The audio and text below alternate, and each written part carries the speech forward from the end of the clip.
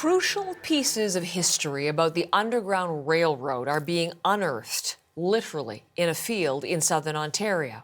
The graves of people who fled slavery in the United States to find freedom in Canada are being located, restored, and cared for by a group of volunteers, some of whom have deep ties to ancestors buried there. Angelina King has the story. Aileen Duncan has been researching her family's history since she was a teen, but up until a couple of weeks ago, she had never seen this important link, her great-great-grandfather's grave. I was so emotional that I was speechless. She has 3 direct family members buried here, but so far only 2 of the gravestones have been uncovered. She's anxiously waiting for Haldimand County to clean up the area and find more. I'd like to see the stones resurrected. I like to see grass on the ground and benches. Under the debris, the gravestones of freedom seekers who escaped slavery in the U.S. in the 1800s, using the Underground Railroad to find freedom in Canada.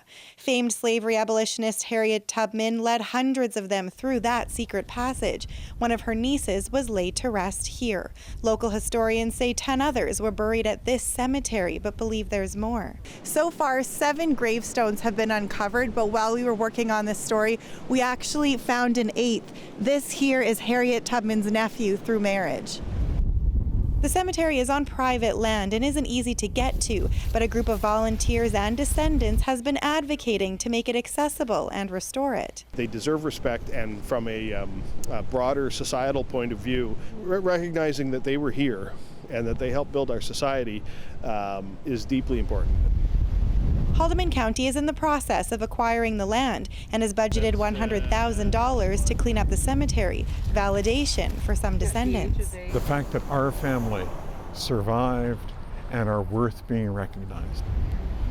Sometimes cemeteries are the only tangible evidence of black settlements, this historian says. Often, sadly, because of racism, because of ignorance, because of migration, the presence of people of African descent in certain communities is completely erased. The children, the marriages, and the deaths. That's why this local historian has been pushing for the preservation for years. She says Haldimand County is home to at least 6 other abandoned black cemeteries. This is a forgotten history. It's a story that should be told. This is another stone that starting with giving new life to this cemetery, which Duncan hopes will serve as a place of solitude, honor, and education. I want the public to be able to come in here and see that this is part of Canadian history. Angelina King, CBC News, Haldimand County.